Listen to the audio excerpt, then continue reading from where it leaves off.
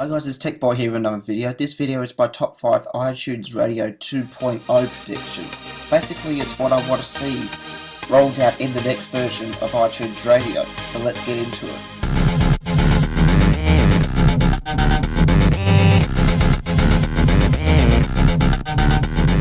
And at number 5, we have a better name. And this is sort of going to be the pattern throughout this whole video, so I'm sure you will be able to recognise as I go through each of the individual top 5 steps.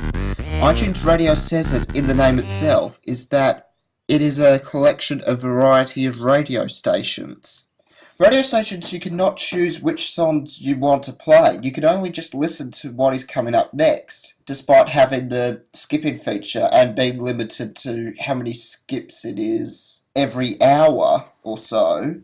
But it's just like AM/FM radio, but it's more customizable. So, for example, if you went to iTunes Radio and you select David Guetta, for example, you would get one song by him at the start, then you get songs by all of these indie DJs and all that you would have never heard of before. They're just completely different. Well, not completely different, but are not what you expected to hear from a radio station like that. I mean, iTunes Stream just makes more sense to me, especially if they decide to do an on-demand streaming service. So, you'll see the pattern where I'm going with this. So, to move along, number 4 is streaming plus single purchases. I'm saying this because Apple should be providing the ability to choose either the current purchasing plan, which is you buy your albums, you buy your singles, movies and TV shows, of course, or have the separate option where you can choose to sign up to a streaming service. If a user can live off, for example, 3 albums a year on average, they should not need to feel pressured into subscribing to a streaming service because the amount it costs to get a streaming service every single month for a year would be far greater than purchasing 3 albums, especially by today's standards and also by today's prices compared to companies like Spotify. iTunes needs to support both a streaming and purchases models to cater for all types of users in order to maintain current purchases sales, but increase sales with the streaming revenue service. Number 3 is on-demand streaming. The reason iTunes Radio is not a success is because it is not a on-demand service.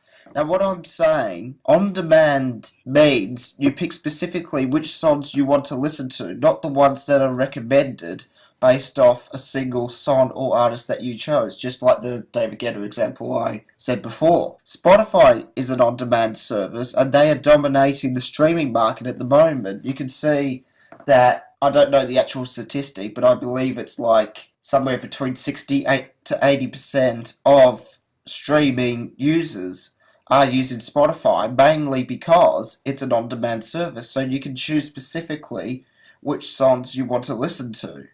Number 2 is aggressive subscription plans, because one major reason a lot of people probably aren't subscribing to Spotify or similar services is probably because they don't want to pay as much as their current offerings.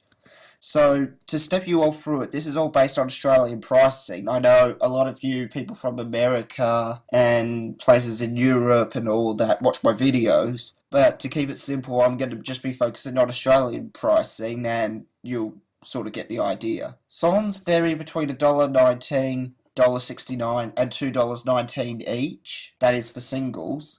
Albums vary between $9.99 and $22.99 each. That's excluding collections like the Beatles box sets, which are like $260. If you purchase an album every month on average at $16.99, which is like the average common frequent price for album pricing here in Australia on iTunes as of this recording, in 1 year that adds up to $203.88. Spotify offers 2 plans. There's a free version where you can listen on mobiles, tablets and computers, and it's funded by advertising, so you get an ad every now and then, instead of having to pay in order to listen to the music. Premium service is $11.99 per month in Australia. They give you a 30-day free trial so you can download and listen offline within the Spotify app. No ads and no commitment. The Spotify service works on all platforms, including Android, and obviously on Windows PCs and Macs and all that as well. But the big one here is Android that I'm trying to point out.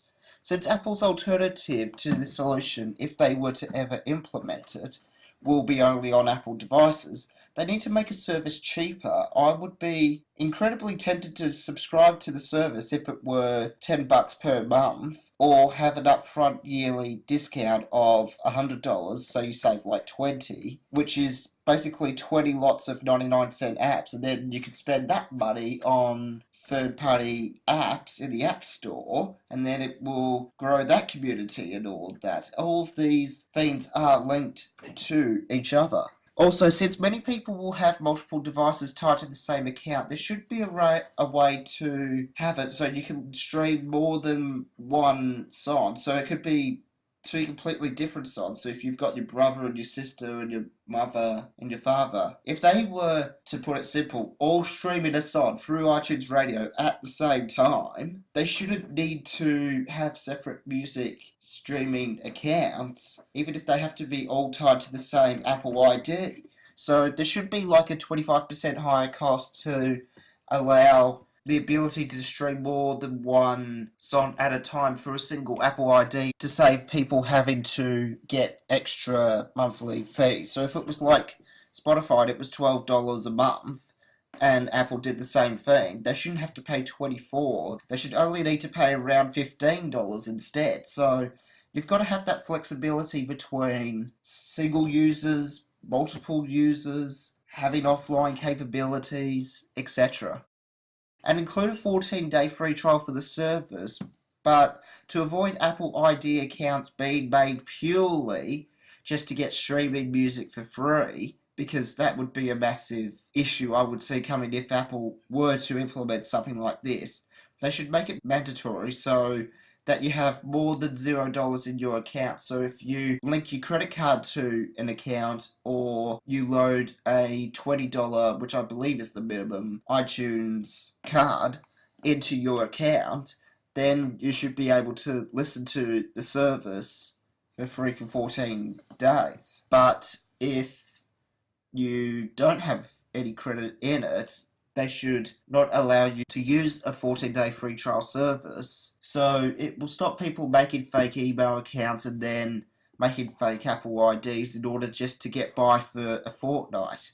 They need to figure out a way to work around that. And number one, the biggest thing I am particularly wanting from an Apple streaming music service that is stopping me from getting it from any other alternative out there, including Spotify, is integration. Now, this may sound a little bit odd, me just saying the word integration, but to put it in a better perspective, specifically integration with iTunes library on your Mac or Windows PC, and integration into the iOS default music app.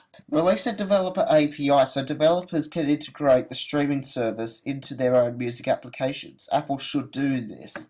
This is especially important for developers who want the service but believe they can create a better music application for searching and navigation, or if they create like a DJ app or something, allow it for DJs in order to subscribe to the service in order to get the music, but then integrate in such a way that then they can play it in real time through the DJ music app that they could potentially create. The ability to integrate the music that you want from the on-demand service into your music library and playlist, because I like the idea of having on-demand music and having it offline on your device. I like that idea, but you've got to have a separate application. So I don't want to have to switch between my iOS music app and Spotify, for example, depending on which song I want to listen to. I want it all in the one simple music application for simplicity. And that's what really Apple is in a nutshell.